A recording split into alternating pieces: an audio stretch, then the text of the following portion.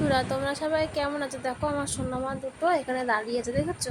পুচকু তো রিক্সার উপরে উঠে দাঁড়িয়ে আছে আর দুষ্টুমি করছে, এদিক এদিক সেদিক তাকাচ্ছে। তারপরে দেখো এদের দুই বোনের আর দুষ্টুমির শেষ নেই। দেখো এই পুচকু তো দিদিকে তো পেলে আর কিচ্ছু লাগে না। দেখো দেখো দেখো কিরকম হাসছে, দেখো দেখেছো? তারপরে একটু ইচ্ছা হলো ওটা সাবুর পাঁপড় বানাই, তাই এই সাবুটাকে 2 ঘন্টার মতন ভিজিয়ে রেখেছিলাম। দেখো তারপরে কড়াতে দিয়ে এটাকে নাড়া দিচ্ছি। জানো তো, নাড়া না দিলে না লেগে যাচ্ছিল, ওই জন্য এটাকে বারবার করে নাড়তে হচ্ছে। তারপর দেখো দেখো যদি একটু গাঢ় হয়ে আসবে তারপর এটাকে নামিয়ে নেব। তারপর দেখো দুটো থালা নিয়েছি, দুটো থালার মধ্যে একটু তেল লাগিয়ে নিয়েছি।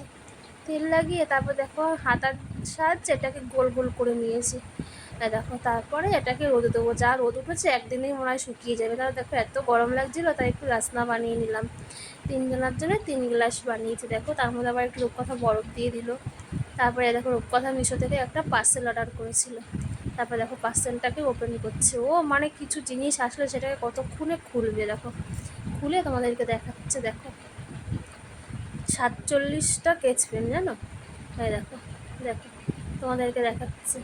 কিচ্ছু মানে যেটা দেখবে সেটাই ওকে অর্ডার করতে হবে। তারপরে দেখো আমাদের বাড়ির পাশে রাধাকৃষ্ণের উৎসব হচ্ছে, তাই ওরা নগর কীর্তনে বেরিয়েছিল। দেখো রূপকথাকে রং লাগিয়ে ভূত বানিয়ে দিয়েছে, দেখেছো?